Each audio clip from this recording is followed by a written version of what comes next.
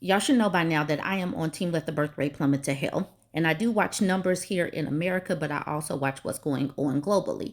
Now, India is not known for being progressive. It is not particularly safe for women and girls. So, even though they are quite populous in India, the births per woman are actually on the decline. All right, so this article, they are trying to make women have more children. It says India's powerful Hindu group chief urges three-child families as fertility rates fall. Let's get into this article.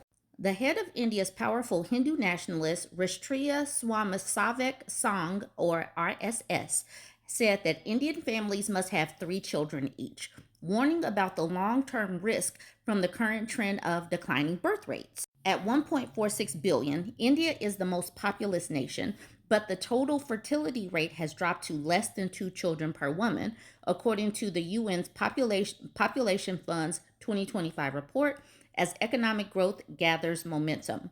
Mohan Bhagwat, chief of the RSS, that is the ideological parent of Prime Minister Narendra Modi's Bharatiya Janata Party, said the population must remain controlled yet sufficient. Speaking at a lecture to mark the 100 years of the founding of the RSS on Thursday, Bhagwat suggested that in the national interest, every family should have three children and limit themselves to that.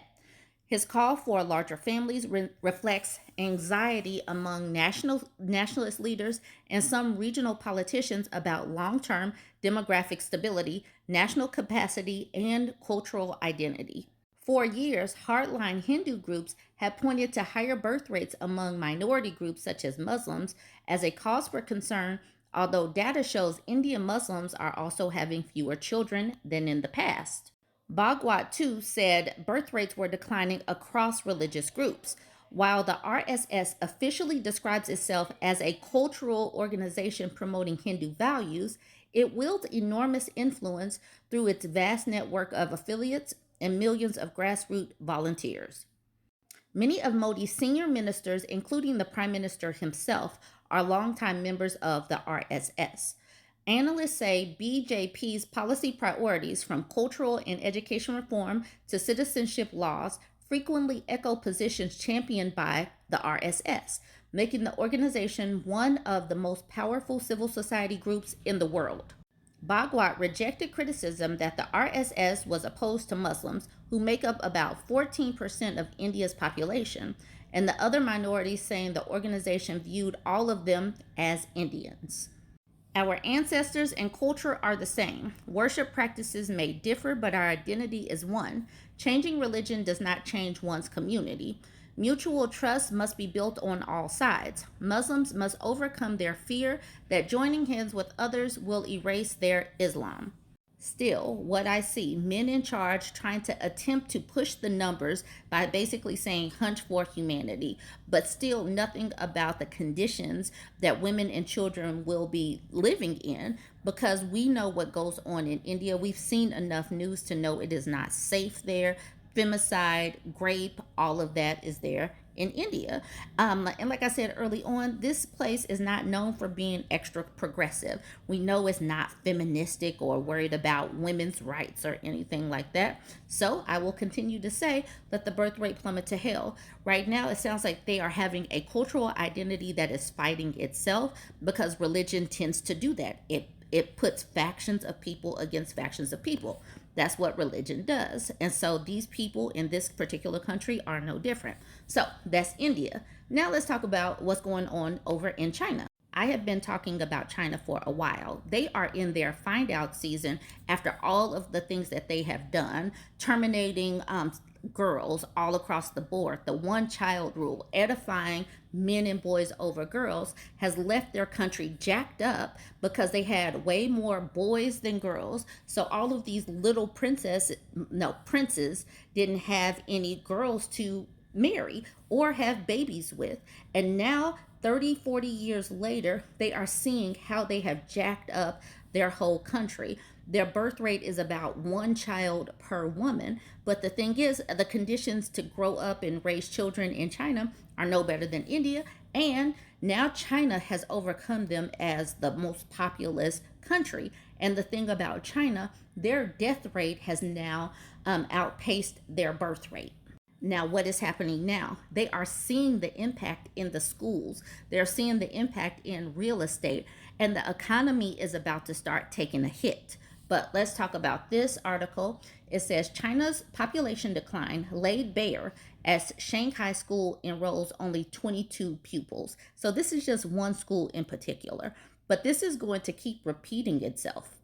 The primary school in central Shanghai now has more teachers than students, as China's plunging birth rate disrupts the education system.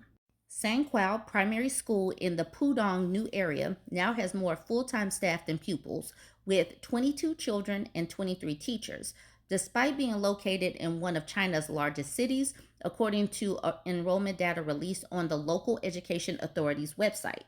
The new information was first published in April, but only began trending on Chinese social media platforms this week, sparking discussion on how the country's demographic decline is affecting schools. Though Sangkwao is an extreme case, a nationwide decline in births has already caused a wave of preschool closures across China and is now increasingly being felt in the primary education sector. In 2024, the number of kindergartens in China slumped by more than 20,000 compared with the previous year. More than 5 million fewer children enrolled, according to official data. A staff member from the Pudong District's Government Student Enrollment and Examination Center confirmed the data about the school was accurate. Every school can only recruit students from their designated catchment areas, and for Sangkwao, the number of age-appropriate children in the actual catchment area is just this many, she said. The decline in student numbers has been particularly dramatic in Sangkwao's case because several residential communities in the school catchment area were recently demolished and relocated, she explained. So this graph is interesting. This is births and deaths from 2001 to 2024. So at the top line is the births starting up here. This is births, and then there is a cliff. It goes, that is a lot. That is a big drop off right there. And then we have deaths. And so this line is slowly going up, slowly going up. This looks like the sharper curve going up, probably from COVID, and then it starts to come back down a little bit. But now we see over on at 2024, there have been more deaths than births. And what does that mean? That means a contraction in population. So obviously people are starting to hand wring, like turn on the warning signs, but they should have seen this coming. They knew that this was coming. They knew the amount of births was on the decline right there because I'm totally sure they track these numbers. The total number of first graders enrolled at primary schools in Shanghai stood at just over 171,000 as of April, down by 30,000 or roughly 15% from the previous academic year, according to figures released by the Shanghai Education Commission. And the thing is, the amount of young kids is only going to get smaller. They know that it's going to get smaller because they see how the population decline, how the births have declined. So if the first graders have already dropped by 30,000 this year, is going to continue to drop. So they know that a bunch of these schools are about to continue to close. Official data from another Chinese megacity, Guangzhou, showed a similar decline. Local primary schools enrolled a total of 240,100 students in 2024, a decline by over 32,000 students, or nearly 12% from 2023. China's birth rate has plummeted since its peak in 2016, when the country changed its family planning laws to allow all couples to have 2 children. The number of births per thousand have halved from 13.57 that year to 6.77 in 2024, according to the National Bureau of Statistics. Despite the Sangkwao case, education expert Zhang Bikui said the recent decline in birth numbers were currently mostly affecting kindergartners rather than primary schools. And regardless of what they are impacting, they're going to continue to impact schools because as they go up, these cohort numbers are going to follow these children. So all of China is about to be impacted and they're going to continue to see a decline. I follow these numbers because I can see that this could be what happens here in the United States. Let me know your thoughts. Like, comment, share.